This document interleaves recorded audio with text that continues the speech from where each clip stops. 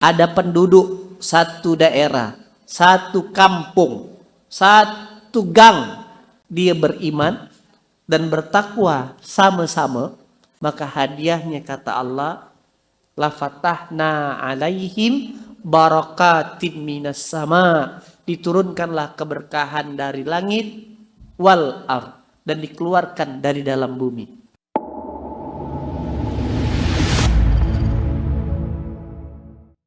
Bapak Ibu sekalian yang dirahmati Allah, Rasulullah bersabda, Al-Quran yang Allah turunkan itu bisa memuliakan seseorang, dan Al-Quran yang Allah turunkan itu bisa menghinakan seseorang. Karena Quran seseorang itu jadi mulia, karena Quran seseorang jadi hina. Dan memang tak perlu banyak, 13 tahun Nabi kita tuh ngajarkan Quran. Itu cuma 73 ya. 73 sahabat yang ngikut. Ini udah lebih dari 73 dah. Betul gak nih? 13 tahun Rasulullah tuh ngajarkan Quran di Mekah.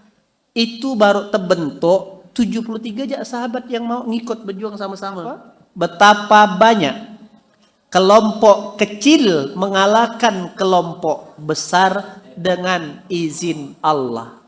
Dan Allah beserta orang-orang yang sabar. Mana nyaman, masa mau dapat sayur ya disuruh ngaji? Tak betah aku tuh.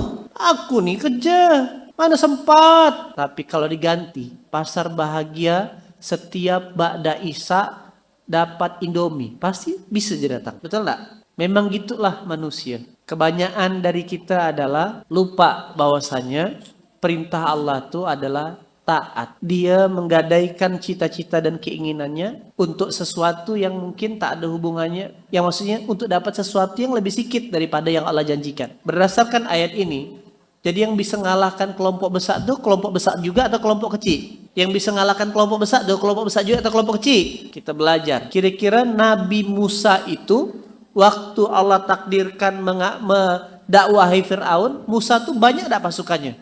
Musa tuh banyak apa sedikit pasukannya? Ketika Nabi Ibrahim disuruh mendakwahi Namrud, Raja Namrud, Nabi Ibrahim tuh pasukannya banyak atau sedikit? Ketika Rasulullah menyampaikan Islam, Islam itu minoritas atau mayoritas? Berdasarkan 3 kejadian ini, akhirnya kita sepakat bahwasanya kira-kira akhirnya Nabi Musa bisa mengalahkan Fir'aun tuh karena Musa kuat atau karena Musa taat? Karena Musa kaya atau karena Musa taat? Karena Musa punya banyak pasukan atau karena Musa taat? Berarti ketaatan akan mengalahkan kekayaan, kekuatan, dan kecerdasan. Betul? Mungkin mak-mak nih, nenek-nenek semua, saudara-saudara saya, abang-abang di depan nih, Ustadz, apalah makna sukses Ustadz? Mungkin kita belum merasakan sekarang. Tapi percayalah, nanti zaman anak cucu kita lahir dari mama-mama di sini, nanti insya Allah 10 tahun, 20 tahun ke depan anak-anaknya jadi pemimpin di negeri ini. Jadi ahlul Quran, tablik akbar, Muhammad bin Fulan, ulama besar dari Parit Semben. Betul tak? Siapa ustadz yang ceramah di Jakarta tuh? Tada, budak Parit Tengkorak. Sekarang saja atas izin Allah hari ini dari Pontianak mulai mewarnai Nusantara. Di hari Selasa kemarin 2 adik saya, Ustadz Ihsan sama Kak Chelsea, sama-sama masuk ke 2 masjid besar di Bandung di jam sama, di hari yang sama. Kak Chelsea ngomongkan tentang makanan halal di Al-Latif, Ustadz Ihsan ngomongkan tentang Quran di Al-Murabbi hari ini. Dari kampung kita nih, kampung Parit Semben. Maka banggalah kita tinggal di Parit Semben ini. Bangga dah kita. Kau tinggal mana? Parit Semben. Apa tuh? Kampungnya ulama. Gitu aja. Nanti 20 tahun lagi kita ngomong gitu. Sepakat? Kok bisa? Ada apa sih Parit Semben tuh? Kenapa banyak sekali ulama di sana? Kenapa banyak lahir penghafal Quran? Kenapa banyak orang-orang hebat? Dicari sejarahnya. Siapa emaknya? Ada. Long Tima, ya kan? Siapa lagi bapaknya? Bang Ahmad. Siapa lagi bapaknya ini? Apa bapaknya? Ada. Jual es tebu ya bapaknya. Dia tidak tahu ternyata bapak ibunya tiap subuh mengaji. Dia tak tahu ternyata 20 tahun yang lalu bapak ibunya datang tahajud di masjid. Itu yang ternyata Allah janjikan. Buka surat 7 ayat 96. 20 tahun lagi. 20 years ago. Tolak bahasa itu ya. Surat 7 ayat ke-96.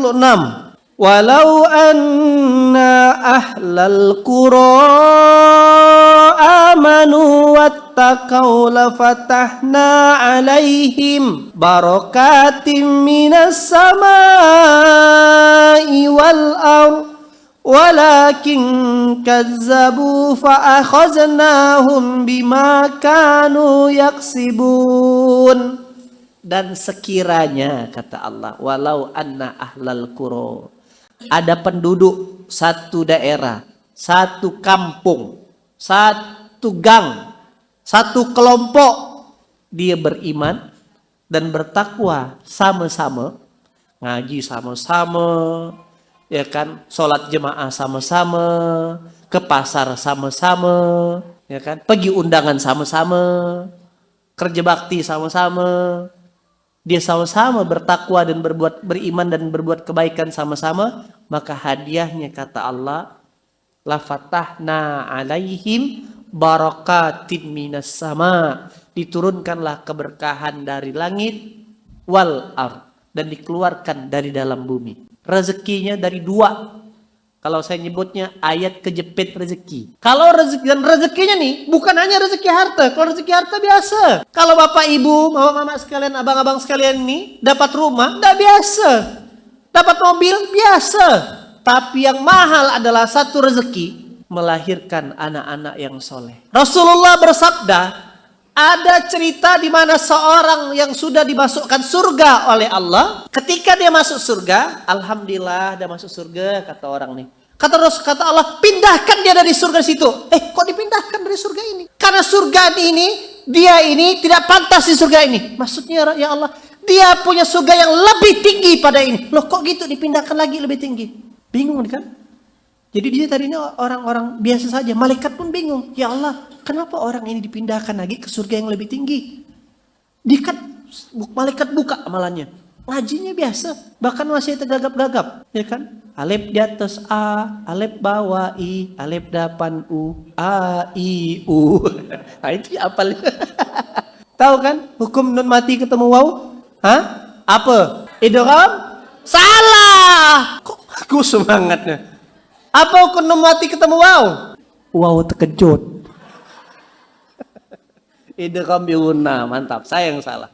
Lihat, jadi kok dipindahkan ke derajat yang lebih tinggi? Ditengok. Salat standar, salat tahajud sih, tapi gak banyak-banyak benar. Zikirnya biasa, sedekahnya adalah 1.000-2.000 sehari. Sekali ditengok, tahu gak apa amalan orang ini sehingga Allah kasih dia surga VIP? Ada yang tahu gak kira-kira? Hah? Udah biasa sedekah dia. Apa? Anak begitu dibuka catatannya, ternyata anaknya mendoakan dia terus menerus dan terus minta ampun kepada Allah. Ternyata anak yang soleh tadi jadi jalan orang tuanya dapatkan surga paling tinggi sekali. VIP surganya. Mau enggak kira-kira?